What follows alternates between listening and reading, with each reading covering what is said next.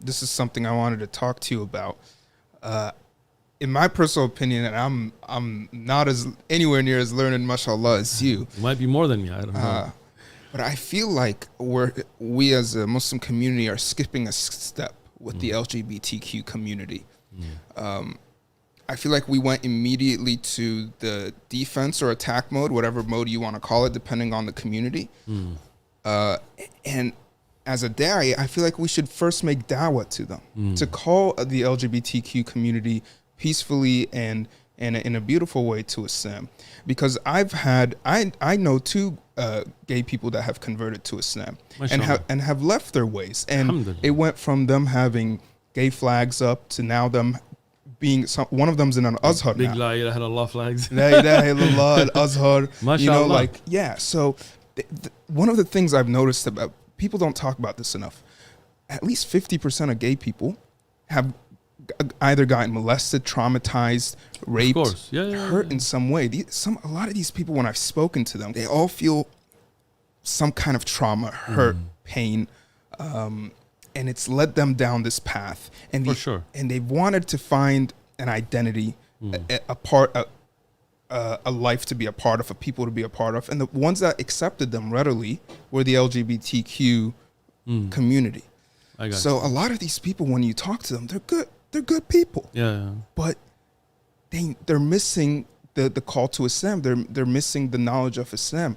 So when I see all these, shuyukh and Muslims come out and be like, we need to stand up against them, we need to be firm against them, I look at the Quran and how Prophet Lut speaks to them, and how Prophet Ibrahim defends them from ultimate doom in a way, and Allah even commends Prophet Ibrahim for saying so. And I'm like, are we skipping a step as Muslims? Are we not first calling them in a beautiful manner to Islam, and then if they respond aggressively and attacking, then okay, let's get on the defensive, let's get on the whatever mode? So I don't think so. We give da'wah generally, meaning that if somebody's gay or straight, drunk or not drunk, or does drugs or doesn't, whatever ills they may have, we give everybody da'wah. For example, us in Balboa Park, if somebody with a pride flag comes to us, we still give them da'wah. And like you mentioned, we've had people who were active homosexuals that became Muslim and left that lifestyle. We even have videos of some people that, came to the park and, they were engaged in that type of lifestyle and they became Muslim and they left that lifestyle. Alhamdulillah. So as far as da'wah goes, at least from our end, from One Message Foundation, we do give them da'wah. If we see them at the park, just like anybody else, we don't discriminate one way or the other, right? The problem isn't that. The LGBTQ stuff, that homosexual behavior has been in America for a long time and around the world, right? Since the time of Lut alayhi salam, actually, right?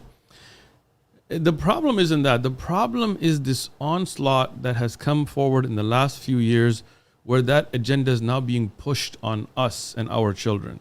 This is the problem, right? I'll give you an example. For example, right now, there's a video I have on my channel where there's an 11-year-old from Kentucky, actually, and he's reading from a book that was given to him at his school, 11-year-old.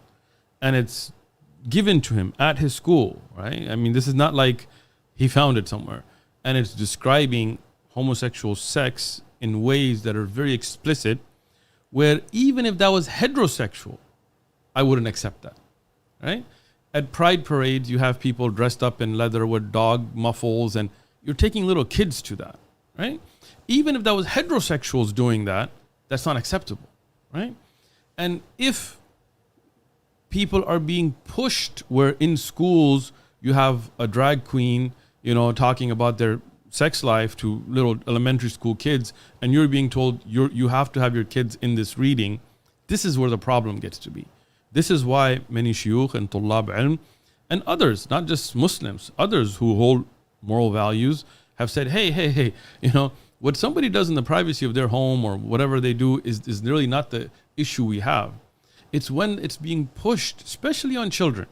There's a video you can see online at a pride parade where they're saying, we're queer, we're here, we're coming for your kids. This is a joke to them. You see what I'm saying? This is where the problem gets to be. To me, homosexuality is like any other sinful behavior. I don't treat it any different. If somebody has alcoholic problem, somebody has attraction to their sibling or whatever, love is love or whatever, like that's not my issue. I still give them da'wah, right? We call everybody to tawheed. We call everybody to the peace of Islam. We don't say, oh, this guy's gay, we're not going to talk to him. That's not the way it is. But when a particular behavior, sinful behavior, is pushed on society in the way that it is today, and I mean, we have not seen this in America even before, right? Where, if you don't call somebody by the pronouns they decide to choose, you're fired, right? Like, what is that? I mean, like if I go to work and I tell them, you have to call me a monkey, and if you don't call me a monkey, then you're racist and you're prejudiced and you should be fired and canceled. They're gonna be like, what? Like, the English language is well known. He, she. It's not it's not like those pronouns just came about, right? Let's say you want to call yourself by some of the pronouns. That's up to you. I don't care. You can call yourself they. You can call yourself king of the world. But when you're going to force me that if I don't call you the king of the world, you're going to get me fired, that's not acceptable, right? This is the problem we're having. This agenda right now is being pushed at levels we cannot comprehend, right? Meaning elementary school, kindergarten. There's a school, you can look the videos up online, where at kindergarten, they were telling all the kids, you have to dress up like the opposite gender just to see what it's like. What? Why are you telling kids that, right? If some kid wants to dress up like a girl, whatever, I don't care. But you can't tell my kids, you need to feel that. What? No, you don't, right? Yeah. So how do we respond to this in a unified way that has consistent thought and wisdom behind it? Well, alhamdulillah, the first thing is da'wah will be there and continues to be there to reach out to these people, to call them towards the truth. No different than anybody else that's caught up in anything that we see as misguided, right?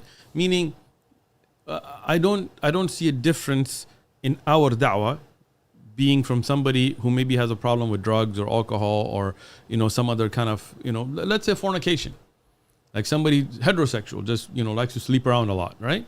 We give them da'wah still, right? Because we say, hey, you can't do that because God forbid it, right? Same thing with homosexuals.